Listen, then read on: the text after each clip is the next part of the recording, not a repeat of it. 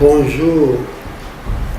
Ce n'est pas tant chercher un élément de réponse par rapport à tout ce qui s'est passé concernant, comme on l'appelle, Kilifeu et Tchad, mais c'est juste pour donner un avis par rapport à une chose qui nous fait mal, nous, en tant que citoyens sénégalais, en tant que tout simplement être social.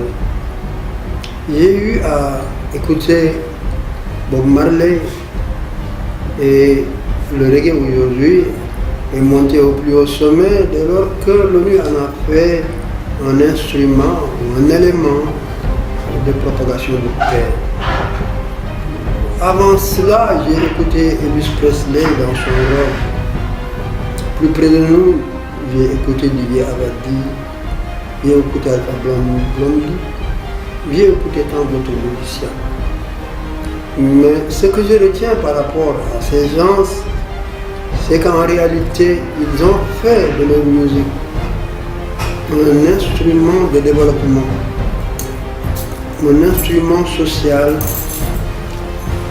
qui, à mon avis, voulait dimensionner l'être humain et lui donner sa véritable valeur humaine.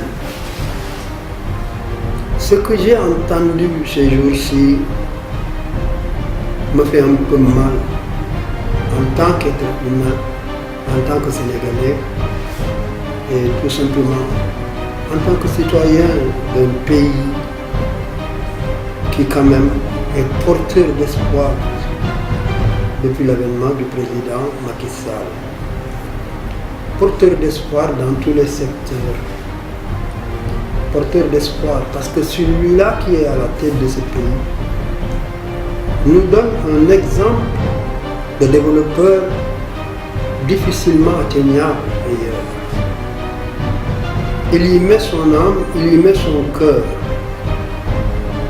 Et il fait tout pour que le Sénégalais quand même puisse répondre partout dans le monde présent. Parce que tout simplement, le Sénégal est en train de se développer. J'ai entendu ces deux chanteurs. Dans le temps, autant au niveau des troubadours que des trouvères, la chanson était une chose de développement, une chose de paix sociale. Ça n'a jamais été un lieu d'insulte, ça n'a jamais été un lieu de déperdition par rapport à ce que nous avons le plus cher. Ce n'est pas la culture du Sénégalais. Qui plus est, quand cela s'adresse à un chef d'État, le président de la République, nous avons peur. Nous avons peur parce que, quelque part, nous pensons qu'il y a des gens instrumentalisés. Nous le pensons. Nous ne disons pas que c'est la vérité. Mais ça y ressemble un tout petit peu. Nous avons écouté. Nous n'avons pas trouvé ce que nous cherchons. J'étais un admirateur de ces deux messieurs. Je les admirais parce que quelque part, ils nous inspiraient un tout petit peu le respect. Ce n'est plus le même cas. Aujourd'hui, quand on les entend, on a l'impression d'avoir devant soi des gens qui reprennent des refrains qui ne sont pas d'eux. Des refrains qui viennent d'ailleurs, qu'on a écoutés, qu'on a entendus, proférés par des gens qui tout simplement sont de l'opposition. Je pense que tout le monde a le droit de s'opposer, mais une opposition doit être saine. Je le disais au départ, Elvis Presley n'a jamais insulté le président des États-Unis.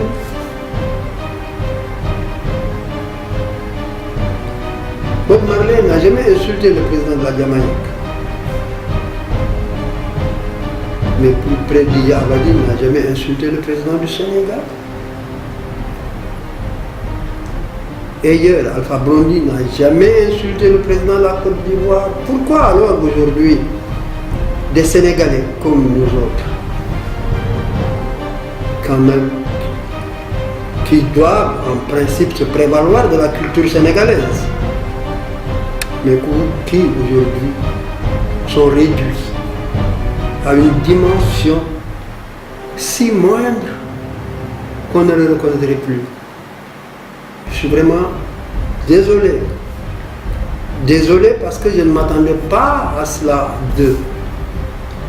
Et je pense que ce silence si bruyant autour d'eux devra les faire réfléchir. Personne ne portera plainte parce que ça n'en vaut pas la peine. Mais les Sénégalais sont là, ils ne sont pas amnésiques. Ils regardent et ils voient. Et ils touchent. Alors, en tant qu'être humain, je peux dire qu'il y a des choses qui ont été faites. Mais cela ne suffit peut-être pas. Bon, un opposant dira certainement je pourrais faire mieux. C'est normal parce que c'est son rôle de s'opposer. Mais je ne crois pas qu'il soit quand même une bonne chose de proférer des insultes qui à la fin ne retournent que vers ceux-là qui les ont proférés. Parce que réellement, je ne vois pas pourquoi. Il faut être constructif, il faut être développeur, il faut faire en sorte que les gens aient du Sénégal une image quand même qui est réellement l'image du Sénégal. Mais j'avoue qu'aujourd'hui, nous avons des problèmes. Alors, essayons un tout petit peu de revenir sur terre, de savoir que l'élection présidentielle est là, mais après le 24 février, elle ne sera plus là, et les gens devront se regarder dans les yeux. Et ce jour-là, obligatoirement reviendra. J'espère que mes deux fils, parce que en fait je suis en mesure d'être leur papa, reviendront sur terre et qu'ils feront amende honorable. Je ne parle pas d'autoflagellation. Je voudrais tout simplement leur dire qu'ils pouvaient faire mieux que ça. Et je les invite à faire mieux que ça. Je les invite à construire le Sénégal. Je les invite à développer le Sénégal. Je les invite à éduquer les enfants qui sont ici et qui les écoutent. Parce que dans le temps, on disait que la musique adoucissait les mœurs. Il ne faudrait pas qu'aujourd'hui, cette musique soit un instrument d'épaississement d'une morale mal gérée. Il faut penser aux enfants. Il faut penser à ceux qui sont là. Il faut penser à ceux qui viendront après nous. Il faudra qu'on leur laisse un héritage. Et cet héritage-là devra être un héritage quand même portable. Ce n'est pas tout que de laisser quelque chose. Faudrait-il laisser quelque chose de bien? Il ne s'agit pas aujourd'hui d'avoir une tête pleine, comme le disait un jour Ousmane Ngom, mais d'avoir une tête bien faite. Je pense que c'est mieux. Et c'est là, ce n'est pas tant une leçon, parce que nous ne sommes pas des donneurs de leçons. Nous sommes des éléments sociaux. Nous écoutons, nous analysons et nous essayons de donner notre opinion. Maintenant, notre opinion peut être bonne, elle peut ne pas être bonne.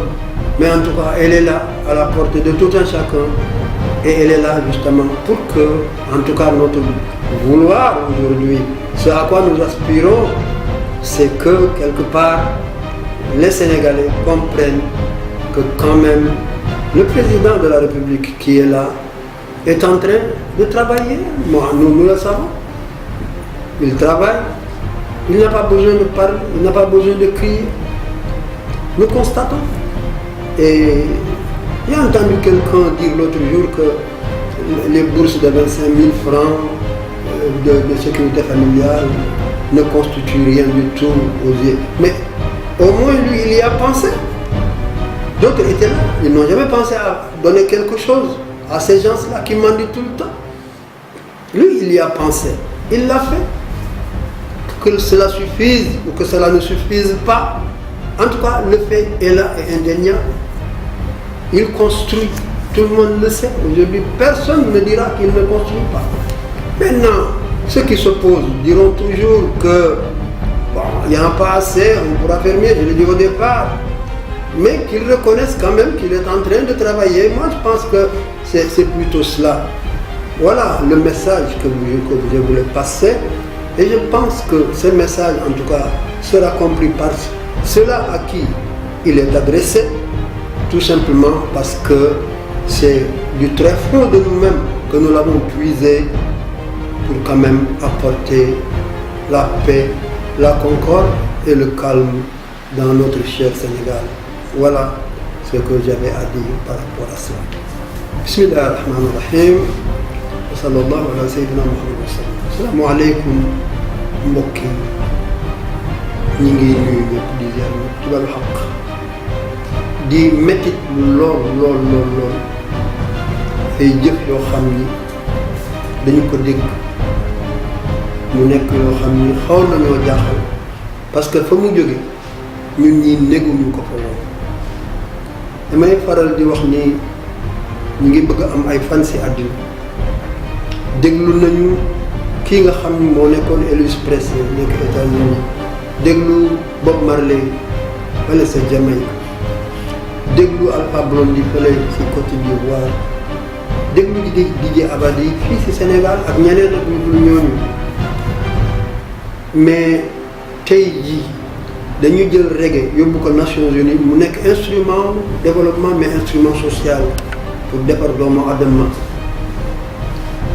Mais mosuñu dégg Elvis Presley saaga président wu États-Unis, mosuñu dégg Bob Marley saaga président wu Jamaïque, mosuñu dégg Alpha Blondy saaga président wu Côte d'Ivoire, mais mosuñu dégg di Abadi saaga président wu Sénégal ak ñeneen.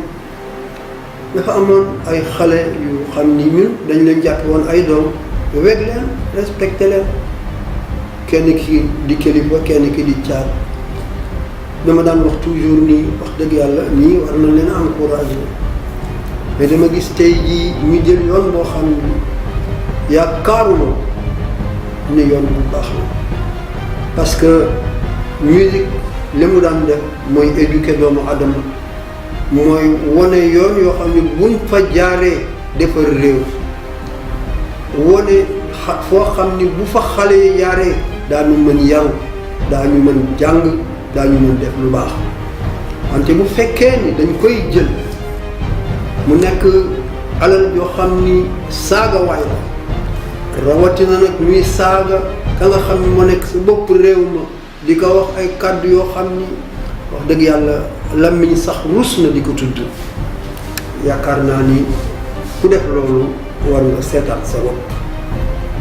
man sax damay foog ni ci sama xel bu gàtt xëy na ñoom waxuñu wante dañ leen wax la, parce que xëy na man li ma dégg ñu wax ko daan naa ko déggee ci beneen anam ci ay opposant, mais opposant mën na opposé mais man dama jàpp ni musicien bokkul ci opposition.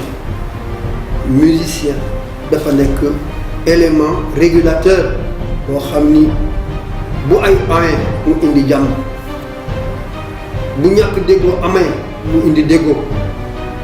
ñun loolu la ñu mos jàpp musique, mais mosuñu ko jàpp pour mu nekk loo xam ni dafay nekk saagakaay, dafay nekk waxukaay loo xam ni rafetul ci doomu adama. wax dëgg yàlla loolu daf ñuy xaw a jaaxal ci ñoo xam ni ñun li tubaab di wax ñun ay admirateur la ñu woon pour ñoom dëgg.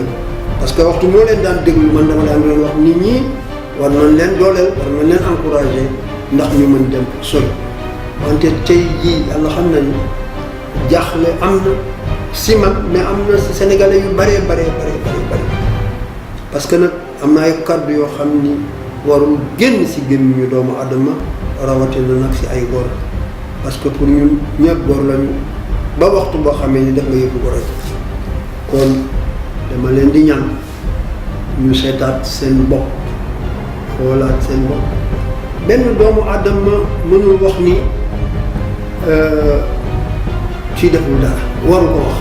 mën na wax ni doylewuma, mën na wax ni mën nañu def lu raw lii wante koo xam ni wax dëgg yàlla ba mu nekkee fi nekk ci bopp état bi ba tey mi ngi liggéey ñëpp di gis dem na ba nga xam ne am na ñoo xam ni dañu naan tranche juróomi junne yi nga xam ni dañ koy jox ay doomu adama wax dëgg yàlla yëfu sarax la ak yu kenn xam loo am mais moom président Macky xalaat na ko au moins ba def ko ñi fi nekkoon nag xalaatuñu ko am na ñoo xam ni daan nañu toog at du ñu am junni mi président Macky def ba nga xam ni ñooñu at xëy na daan si am lu mat ñaari fukki junne bokk la ñu yor booleeg lu ñu yor mais kii wax dëgg yàlla boo ko encouragé wu doo ko xarab ndax nag lamiñ ñaar rekk ci ne wax dëgg wala wax lu dëgg wax dëgg wala wax fen liggéeyul wax ban la doy la ñu am mais gor du wax suuruma gor day wax lekkuma boo lekkul nag ñu xam ne lekk ñu wutal la nga lekk mais lekk ba ca biir fees danaan suuruma di wut leneen wala ñu seetaat mbir moomu ba nga xam ni dëgg-dëgg nit ñi war nañu seetaat seen bopp bu baax a baax a baax a baax bari na loo xam ni président Macky indi na ko yaakaaruma ni buñ fi tegee di ko lim sax dañu fiy tardeel suñu bopp rek tellement kenn ku nekk yaa ngi si teg sa bët janook moom gis ko wante mën lépp def lépp de yàlla rek ko def yàlla rek moo ko mën te def ko mën lépp def lépp yàlla rek moo ko mën te def ko kenn mënu ko dindi waaye yàlla bu fekkoon neex na ko tey jii dana am ku xiif am ñu taxaw fii naan Sénégal dafa am famine Sénégal nu muy amee famine benn famine amu fi Sénégal kër boo dem boo xiifee ñu jox la nga lekk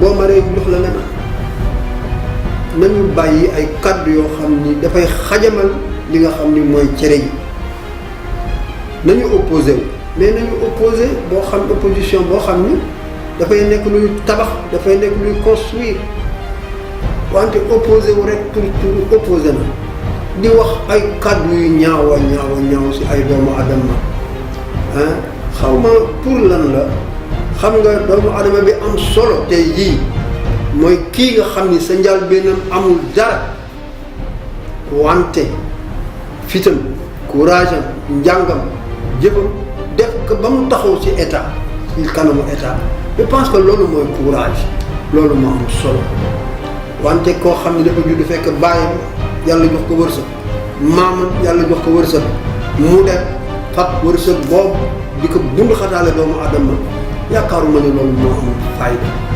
am na yoo xam ne nag dañ ko war a rus di wax am na yoo xam ne ñun bëgguñu ko woon wax mais buñ ñu obligé daañ ko wax man par exemple danaa wax bu ma jëlee kaawu Karim Wade bi nga xam ne doomu Abdoulaye Wade xam nga ku toog fii tey di wax kaawam da ngay seetaat sa mbir ku luyee bateau ay milliards bateau bi anam ku jàpp kiiw bon somb jun ba def ba nga xam ne artisan yi sax mënatuñu liggéey te bon ba kenn gisul njëriñam kuy jëw fii toog di louer avion pour jóge Dakar dem Ndar